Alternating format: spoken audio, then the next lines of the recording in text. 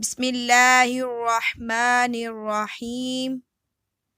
اللہ کے نام سے شروع جو بڑا مہربان نہایت رحم فرمانے والا ہے۔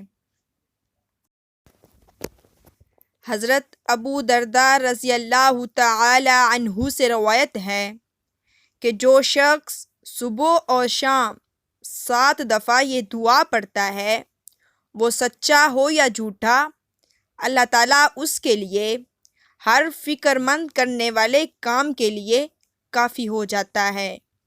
حسبی اللہ لا الہ الا ہوا علیہ توکلت وہو رب العرش العظیم۔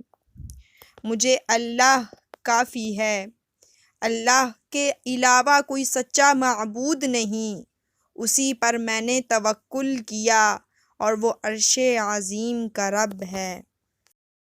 دین اسلام کے اس پیغام کو پھیلانے کے لیے ہمارا ساتھ دیجیے، چینل کو سبسکرائب کریں اور اس ویڈیو کو دوست احباب کے ساتھ ضرور شیئر کریں۔ شکریہ والسلام۔